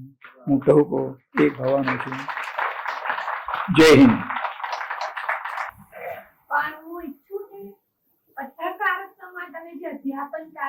હા, એક પાસું રહી ગયું. યસ, એ પાસું રહી ગયું. હું ગુજરાત સમાચારમાં હતો ત્યારે સંપાદકની સાથે સાથે મને કામગીરી મળેલી. અંગ્રેજી સારું જાણતો, એટલે જે જાહેર ખબરો અંગ્રેજીમાંથી ગુજરાતી કરીને આપવાની હોય, છાપવાની હોય, એના અનુવાદ કરવાનું કામ એક ભાઈ કરતો હતો. એક અવસાન પામ્યો, એટલે શાંતિ કાકાએ મને કીધું કે તું કરીશ. એટલે હા, મને તો અંગ્રેજીની ફાવડ છે સારી. એટલે એ કામ મેં શરૂ કરેલું. એને માટે વળી પાછું પગાર ઉપરાંત થોડું પૈસા પણ. અમારે ગુજરાત સમાચારને બહુ સુખ હતું. અમે હતા ત્યારે, અત્યારે મને ખબર નથી. તમે ઝગમગનું કામ કરતા હો, શ્રીમાં લખો તો 5 રૂપિયા મળે, શ્રીરંગમાં લખો તો 5 રૂપિયા મળે. એટલે એ જે લાલચ હતી ને, એને પણ મને લેખક બનાવ્યો છે. સમજ્યા? શાંતિ કાકાને ધન્ય છે. એટલે આ કામ હું જાહેર ખબરનું કરતો હતો. એ દરમિયાનમાં 1977માં કુમારભાઈ અને ચંદ્રકાંત મહેતાએ નવ ગુજરાતમાં પત્રકારત્વનો કોર્સ શરૂ કર્યો. તો ત્યાં તંત્ર લેખને માટે, સંપાદનને માટે, રિપોર્ટિંગને માટે, ઇવન મુદ્રણને માટે આપણા જીતેન્દ્ર દેસાઈ હતા નવજીવનના, એ બધા તો મળે. પણ જાહેર ખબરનું કોઈ જાણકાર ન મળે. જાહેર ખબર એજન્સી હતી, પણ એના તો જે વણિકો હોય એ બિલ બનાવવામાં જ આવડતું હોય. એ કંઈ પોણો કલાક પ્રવચન થોડા આવી શકે જાહેર ખબર ઉપર. ત્યારે પછી કુમારભાઈએ મારો સંપર્ક સાધ્યો અને મેં શરૂઆત કરી. હું કાચો હતો. શરૂઆતમાં તો આખા 6 મહિનામાં, અને 50 માર્કનું પેપર હોય, 50 માર્કનું જાહેર ખબરનું અને 50નું જનસંપર્કનું, એવો 100 માર્કનો એક પેપર હતો અમારે પત્રકારના કોર્સમાં. તો 50 માર્કના એ માર્ક માટે થઈ અને હું 8-10 લેક્ચર લઈ શકેલો. પછી ધીરે ધીરે કરતા એની અંદર તે સારી ફાવટ આવતી ગઈ, સારી જાણકારી આવતી ગઈ, અને કંઈ 30 કે 35 સુધી લેક્ચરો હું લઈ શકતો. પત્રકારની જે વાત કરો છો, એ આમ જોવા જાઓ તો જેને તમે પત્રકારત્વ કહો છો એ મેં નથી ભણાવ્યું. મેં તો આ જાહેર ખબર ભણાવી, અને કોઈ વાર જનસંપર્ક ભણાવ્યો, અને કોઈ વાર મુદ્રણના પણ વિષયો લેતો હતો. જીતુભાઈ જયારે નવરા ન હોય ત્યારે, જીતેન્દ્ર દેસાઈ. પણ આની અંદર તે આપ સૌને આનંદ થશે કે મારા વિદ્યાર્થીઓને હું કેમ કરીને જાહેર ખબરની અંદર પણ પ્રામાણિકતા જાળવવી જોઈએ, કેમ કરીને જાહેર ખબરની અંદર પણ નારી દેશના દેખાવો જોઈએ, જાહેર ખબરની અંદર પણ તમારે સત્યનું નિરૂપણ કરવું જોઈએ. આ જાતના આદર્શોનું હું મારા બચ્ચાઓને શીખવતો અને સાથે સાથે મારી ટેવ પ્રમાણે કંઈક જાહેર જીવનની પણ વર્તમાન શાસનની પણ થોડી વાર્તા કરી લેતો. અને ઘણા એવા વિદ્યાર્થીઓ છે મારા કે જે આજે પણ કહે છે કે દાદા તમે અમને કેટલાક જે જાહેર ખબરની તો વાત સમજ્યા પણ જીવન જે પાઠ આપેલા એ પણ અમને આજે કામ લાગે છે. એટલે પછી તો હવે આજે જાહેર ખબર મારા સિવાય કોઈ ભણાવે જ નહીં. એટલે નવજાતમાં તો હતો જ. પછી ચંદ્રકાંતે સહજાનંદમાં ક્લાસ શરૂ કર્યા પત્રકારત્વના, તો જાહેર ખબર માટે કે મને લઈ ગયા. પછી પાછું ચંદ્રકાંત યુનિવર્સિટીમાં ગયા, તો યુનિવર્સિટીમાં તો જાહેર ખબર તો આપણે ભણાવવાની. પછી વિદ્યાપીઠમાં તો મારે જયારે વિદ્યાપીઠ શરૂ કર્યા જ્યારે એકમાત્ર ભવન સિવાય પત્રકારત્વના અમદાવાદના તમામ વર્ગોની અંદર મેં ભણાવ્યું છે. પણ ફરી વાર કહું એક પત્રકારત્વ ભણાવ્યો ના કહેવાય, જાહેર ખબર ભણાવી છે. બીજું કોઈ પ્રશ્ન? તમે 3 ભાષાની વાત કરી, પત્રકારત્વ, બાળ સાહિત્ય અને જુદા જુદા ક્ષેત્રોમાં કામ કર્યું. સૌથી મજા શેમાં આવી તમને? બાળ સાહિત્યમાં નેચરલી. અને સૌથી વધારે શું કહેવાય કે મજામાં આવી, બરાબર. પણ સૌથી વધારે જે મને ગમતું કામ તે વૈજ્ઞાનિક વિચારસરણીની કેળવણીનું. એક મારી સાપ્તાહિક કોલમ હતી સહચિંતન, એ પણ 30 વર્ષ સુધી મેં લખ્યા કરી ગુજરાત ગાર્ડિયનમાં અને ગુજરાત ટુડેમાં, બરાબર. એની અંદર પણ મેં કેવી રીતે વૈજ્ઞાનિક રીતે વિચાર કરાય, કેવી રીતે દલિતોને માટે, ગરીબોને માટે, વંચિતોને માટે વિચાર કરવો જોઈએ, આચાર કરવો જોઈએ, એની વાત કર્યા કરી. અને એમાં વિજ્ઞાનમાં ઘણા પાઠો પણ વૈજ્ઞાનિક લોકોને તાર્કિક રીતે વિચારવાની જે મેં કોશિશ કરી છે, કેટલો સફળ થયો છું મને ખબર નથી. પણ ફરી મેં આગળ કહ્યું પ્રમાણે મારી જે રહસ્ય કથાઓ છે એ વૈજ્ઞાનિક વિચારસરણીની કેળવણી છે, રીતસરની. જ્યારે તમે આખી વાર્તાને અંતે એમ કહો, એક ચેલેન્જ આપો કે આની અંદર જે રહસ્ય છે એની જ બધી ચાવીઓ, રહસ્યના ઉકેલની બધી ચાવીઓ વાર્તાની અંદર વણાઈ જ ગયેલી હોય, અને એ તમે ઉકેલી આપો, એ આખી કેળવણી હતી. ફરી વાર કહું કે એની કેટલી, કારણ સંસાર એવો છે, સમાજ જીવન એવું છે કે આ એક પાસું મારા જીવનની એકાદ વાર્તા કે એકાદ લેખ કે એકાદ વિજ્ઞાન કથા વાંચતા હોય, એની સાથે સાથે લોકો એટલી બધી બીજી વાર્તાઓ, બીજા બધી કથાઓ, બીજા બધી જે ધર્મ કથાઓ, એવી બધી શું કહેવાય બૌદ્ધ કથાઓ અને even રાજકીય કથાઓ સાંભળતા હોય, એમાં આનું કેટલું ઇમ્પેક્ટ પડે. પણ મેં નિષ્ઠાપૂર્વક આ કામ કર્યું છે. અને પેલો એક હું નાનો હતો ત્યારે એક મિત્ર આવેલા ને વાત કરેલી, કદાચ એની કોણ હતો ખબર નહીં, પણ એમ કહેલું પ્રાચીન ગ્રીસમાં દર વર્ષે ગ્રીસના યુવાનો ભેગા થતા અને એક યુવક મેળો થતો. એ યુવક મેળામાં એ યુવકો એક પ્રતિજ્ઞા કરતા. એ પ્રતિજ્ઞા આ હતી કે મને જે એથેન્સ મળ્યું છે એને હું વધારે સમૃદ્ધ, વધારે સુસંસ્કૃત, વધારે સારું છોડીને જાઉં. આ લાગણી પણ લગભગ હંમેશા સ્પષ્ટ રીતે નહીં, અસ્પષ્ટ રીતે, જાગૃત રીતે નહીં તો અજાગૃત રીતે મારા મનની રહેલી છે કે જે દેશ, જે સમાજ, જે સાહિત્ય, જે પત્રકારત્વ મને મળ્યું છે એ કંઈક વધારે સારું કરીને જાઉં. અને મેં કહ્યું ને, હું તો ટહુકો એ ખાવાનો છું, ઉડી જઈશ. તમારી આ સફરમાં જે પુરસ્કાર મળતો હોય કે પૈસા મળતા હોય તો યશવંત મહેતાના નામે લેતા ને? જી હા. તો કે ગાંધી મહેતાને કોણ લેતું? ના, એ લોકોની 60 ગાંઠ હતી, તંત્રીઓ સાથે 60 ગાંઠ હતી કે ગાર્ગી એવી યશવંત મહેતા છે. અને તો નહીં, એ અડધો ડઝન ઉપરાંત ઉપનામોથી લખ્યું. મેં કહ્યું ને, જયારે શ્રીલંકામાં નગેન્દ્રભાઈ તંત્રી હતા, એ વિજ્ઞાન લેખો લખે અને હું 4 થી 5 વાર્તાઓ લખું. એ બધી નગેન્દ્રભાઈ શેઠિયાઓની સાથે સમજૂતી કરીને મને પુરસ્કાર આપી દેતા. પણ પુરસ્કારની વાત કરી છે ત્યારે એક મારી ભાવનાની વાત કરી દઉં. જે આ બાળ સાહિત્ય અકાદમીની વાત કરી, હું 60 વર્ષનો હતો ત્યારથી એટલે છેલ્લા 27 વર્ષોથી મને જે કંઈ રોકડ ઇનામ મળે છે એ બધા હું બાળ સાહિત્ય અકાદમીને આપેલો છું.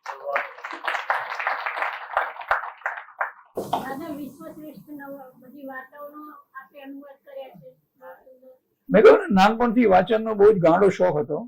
એટલે પછી આપણે એક મમતા નામે વાર્તા માસિક છે ભાઈ મધુરાયનું, એ જાત જાતની વાર્તાઓને માટે કંઈક પ્રખ્યાત છે.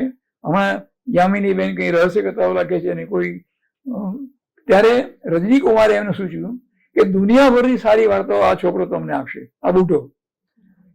એટલે પછી લગભગ અત્યાર સુધીમાં 87 વાર્તાઓ થઈ છે દુનિયાભરની, એ વિજ્ઞાન કથાઓ છે. જયારે જે તમે જે વાત કરી બેન રેખાબેન, વિશ્વ વાર્તા, એનો યશ રજની વ્યાસને ઘટે છે. રજની વ્યાસ જે ચિત્રકાર પણ હતા, સંપાદક પણ હતા અને વર્ષો સુધી ગુજરાત સમાચારમાં કલીગ હતા, એ જયારે સમાભાવમાં ગયા ત્યારે એમણે ભૂપતભાઈને સૂચવ્યું કે આની પાસે દુનિયાભરની વાર્તાઓ લખાવો. એટલે દુનિયાભરની શ્રેષ્ઠ વાર્તાઓ જેને કહેવાય, અને ખરેખર શ્રેષ્ઠ છે કારણ કે અત્યાર સુધીમાં એની 5 આવૃત્તિ થઈ છે. 640 પાનાનું પુસ્તક, પણ એટલું બધું એપ્રિશિએટ થયું છે એમાં. યસ, બેન કે છે ઉત્તમ પુસ્તક છે. આભાર બેન. હા રેખાબેન, ખૂબ આભાર.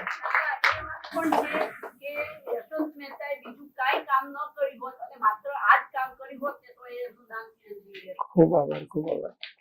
યશવંત મહેતાએ બીજું કઈ કામ ના કર્યું હોત અને વિશેષ વાર્તાઓ આપી હોત ગુજરાતને, તો તે નામ રહેત.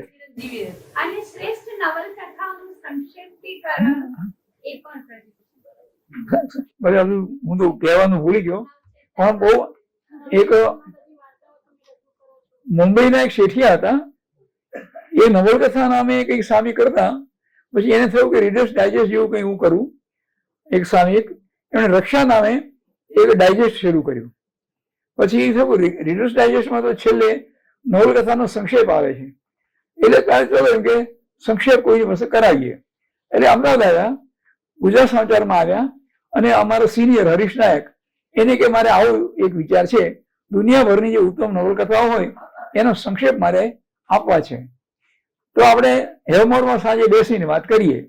કૃષ્ણ સિનેમાની સામે હેવમોર એવતી હતી. તો ત્યાં સાંજે ગુજરાત સમાચારમાં છૂટીને અમે 2 જણા ત્યાં ગયા, અને એ શેઠિયા, નામ તો હું ભૂલી ગયો, એ બેઠા. અને બેસતા વાર હરીશ કહે છે કે તમારે જે દુનિયાભરની નવલકથાઓના સંક્ષેપ જોઈએ છે એ કરનારો આ છે. એટલે મેં એની પ્રસ્તાવના લખ્યું છે. કોઈ રાજાએ કોઈ રાજાની કુંવરીનું માગું નાખ્યું હોય, અને પેલો કુંવરીનો રાજા એમ કે મારી કુંવરી તો નહીં પણ મારા ભત્રીજી તેને આપી દો. એના જેવું થયું વિચારવાનું. પણ પછી દુનિયાભરની વિશ્વ શ્રેષ્ઠ નવલકથાઓ એના પછી મજાની વાત એ છે કે એ વખતે એ લોકોનો અને ઘણા ખરાનો ખ્યાલ એવો હતો કે અંગ્રેજી નામો, વ્યક્તિ નામો અને સ્થળ નામો એ ગુજરાતી લોકોને બહુ પલ્લે પડતા નથી. માટે આનું ગુજરાતીકરણ કરવું, રાષ્ટ્રીયકરણ કરવું. તો કલ્પના કરો, ગંજબેગ ઓફ નોત્રદામ, વિક્ટર હ્યુગોની, એનું રૂપાંતર કરીને મેં એની આપણી જે મસ્જિદ છે જામા મસ્જિદ, એનો એક પેલો રખિયાળ બનાવ્યો. The cloister and the hearth. Cloister એટલે ઘરનું રસોડું, અને ક્લોઇસ્ટર એટલે ધર્મમઠ, અને હર્થ એટલે રસોડું. The cloister and the hearth. એ ઇરાસ્મસ નામના એક બ્રિટનના બહુ જ પ્રખ્યાત વિદ્વાન થઈ ગયા, ફિલોસોફર થઈ ગયા 13મી 14મી સદીમાં. એની કથા છે, એના જન્મની કથા છે. તો એના જન્મની કથામાં એવું છે કે એક જુવાન છે, એ ગામની યુવતીના પ્રેમમાં છે. પછી કાશી એટલે ક્યાંક ભણવા જાય છે. ત્યાં આ જે છોકરીવાળો પરિવાર છે એની ઈર્ષ્યા કરનારો એક જણો ત્યાં જઈને કહે છે કે એ છોકરી તો મરી ગઈ. એટલે આ ભાઈ જે ક્યાંક ભણવા ગયો હતો ત્યાંથી પછી બાવો બની જાય છે. સમજ્યા? બાવો બનીને આવે છે અને એની આખી કથા છે. એ આખી કથા મેં નરસિંહ મહેતાના જન્મની કથામાં રૂપાંતરિત કરી. આવા જોશો 20 અપ્રિશિએટ થયું છે કામ, પણ એ અદ્ભુત કામ છે, એટલે વિશિષ્ટ કામ છે. અદ્ભુત હું નહીં કહું, પણ વિશિષ્ટ કામ છે કે દુનિયાભરની 20 શ્રેષ્ઠ નવલકથાઓ 500-600 પાનાની નવલકથા હોય એને વળી પાછો આત્મસાત કરી અને 20-25 પાનાની આપણી જ્યારે નાનકડી લઘુ નવલ હોય એ રીતે ઢાળવાનું કામ કર્યું. અને આપને આનંદ થશે કે તે પછી હમણાં જે 20 નવલકથાઓ મેં ગુર્જરને આપી છે એમાં આ રૂપાંતર કરવાની કોશિશ નથી કરી, સીધા, કારણ કે હવેનો જે ગુજરાતી વાચક છે એ કહેવાઈ ચૂક્યો છે અને થોડા સમયમાં ગુર્જર એ વિશ્વ વિખ્યાત નવલકથાઓ એ નામે વળી પાછો આ 20 નવલકથાનો સેટ ગ્રંથ મૂકશે. 88 વર્ષની આપણી જીવન યાત્રામાં સૌથી વધુ આત્મસંતોષ આપને કઈ બાબતથી થયો? મારો જવાબ મારી દીકરી આપી દીધો. હું વારંવાર કહું છું કે દેવીબા ન હોત ને તો હું ન હોત. ક્યાં પેલા કહું છું ને કે ગરીબ ખેડૂતનો છોકરો ગુજરાત સમાચારમાં 40 રૂપિયાની પ્રૂફરીડરી કરનારો દેવીબાએ મને તાર્યો છે. અમે વિશ્વને તો લઈ આવ્યા ગુજરાતી ભાષામાં ગુજરાતીકરણ કરીને, હા, પણ એવું સુંદર તમારું એક કામ ભારતીય એક ભાષાને તમે ગુજરાતીમાં લઈ આવ્યા છો, એની તો વાત કરો.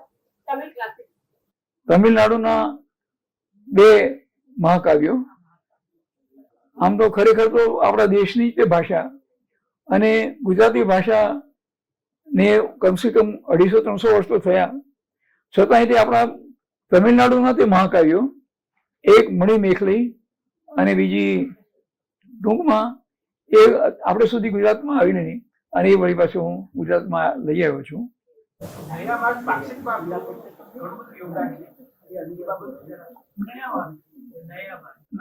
નયા માર્ગ આજે કે હું જે સહચિંતન લખતો અને જે અડધી આલમ લખતો ગાર્ગી વિદ્યા નામે, એના ઘણા ખરા લેખો નયા માર્ગ નામે આપણું જે વિચાર પાક્ષિક હતું, ઇન્દુકુમાર જાની જેનું તંત્રીપદ કરતા ઇન્દુભાઈ 3 વર્ષ પહેલા અવસાન પામ્યા, એની અંદર પણ છેક 82-83 થી શરૂ કરી અને એ બંધ થયું હમણાં 2022માં, ત્યાં સુધી એની અંદર મેં આ વિચાર આધારિત, વિચાર કેન્દ્રિત એવા લેખો આપ્યા કર્યા. અડધી આલમના પણ ખરા, એટલે ગાર્ગી વિદ્યાના પણ ખરા અને સહચિંતનના પણ ખરા.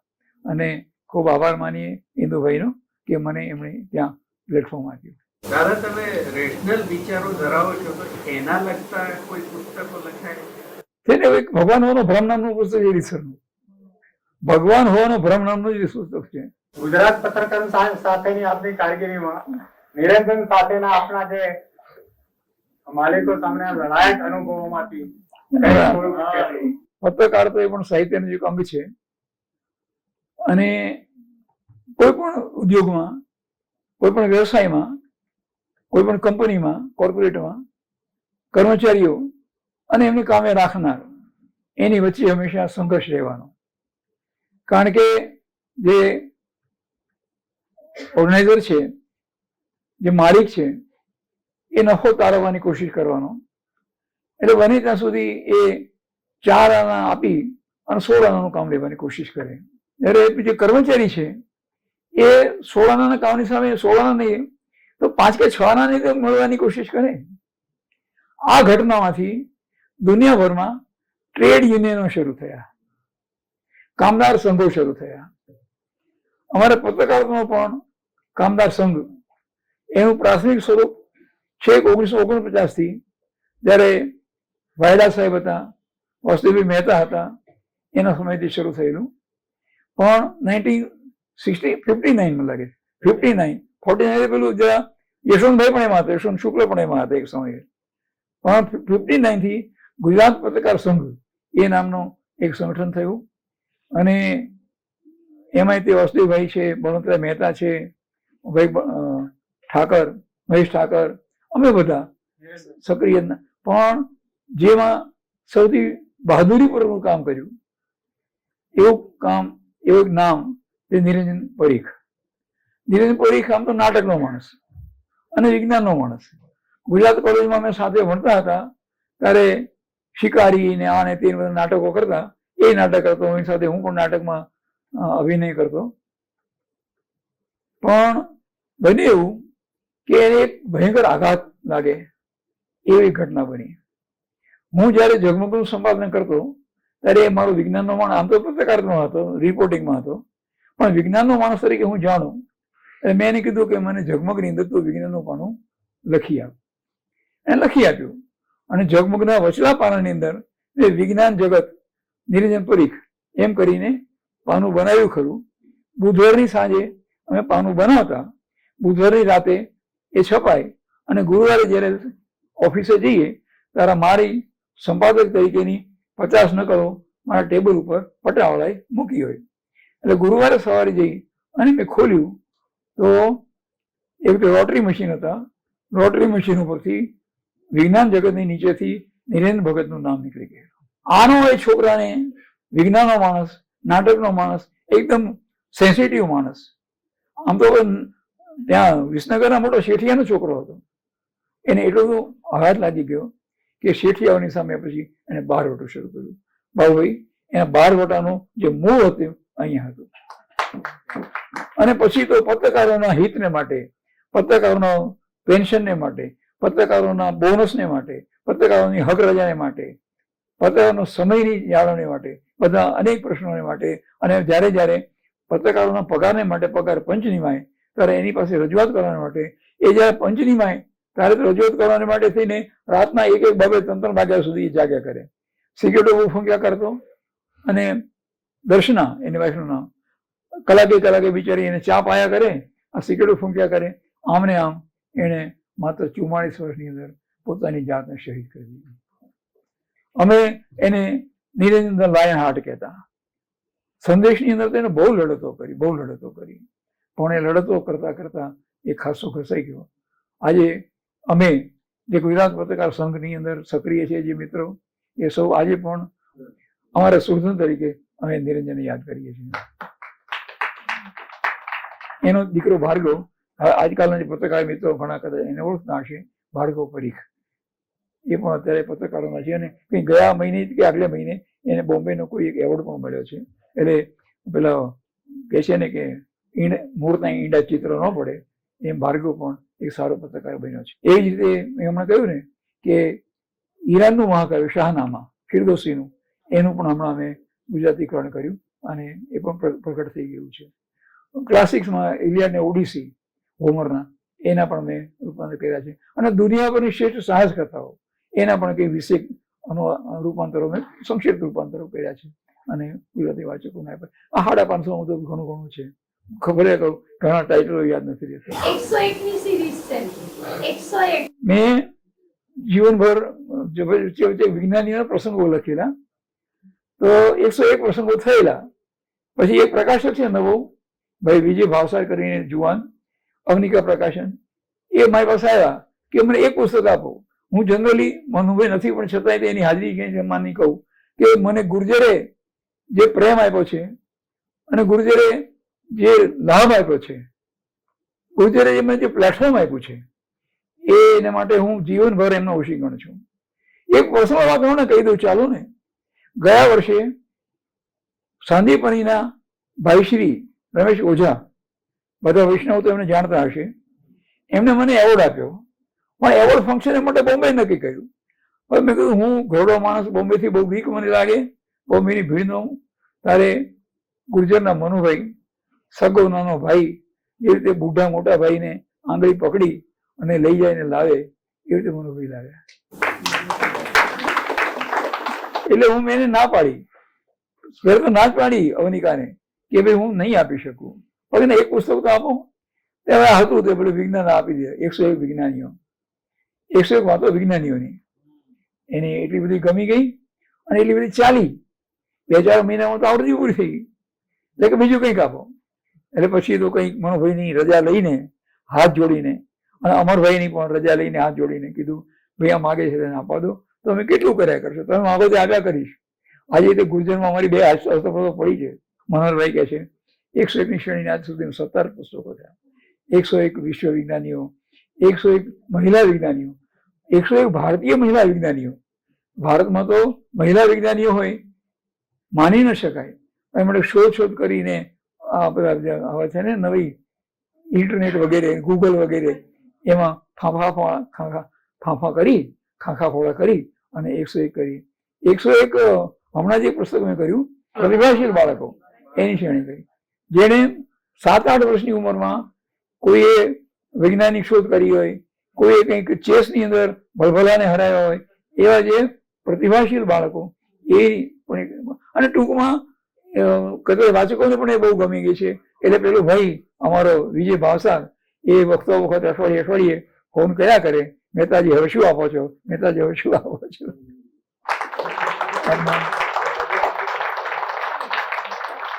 ફરીવાર મનીષભાઈનો, ઓમ કોમ્યુનિકેશન્સનો અને આપ સૌનો હૃદયપૂર્વક આભાર માનું છું.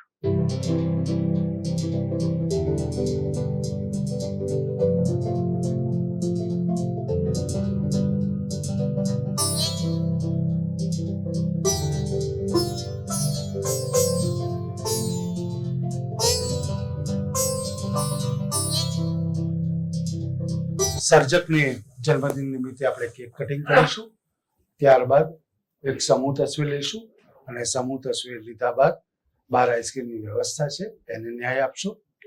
આ કાર્યક્રમની નોંધ જે કંઈ ગુજરાતી અંગ્રેજી અખબારો લીધી, તમામ અખબારોના તંત્રીશ્રી, રિપોર્ટરશ્રી, ફોટોગ્રાફરશ્રીનો આભાર.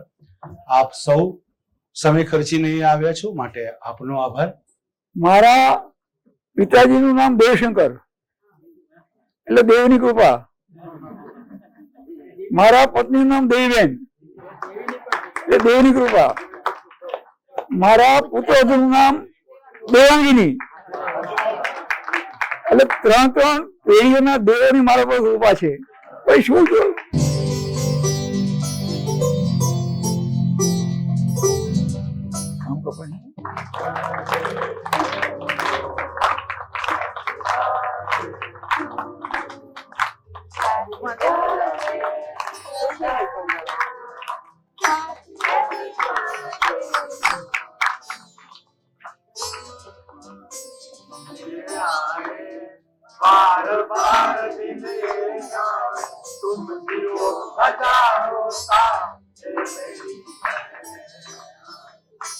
Happy birthday.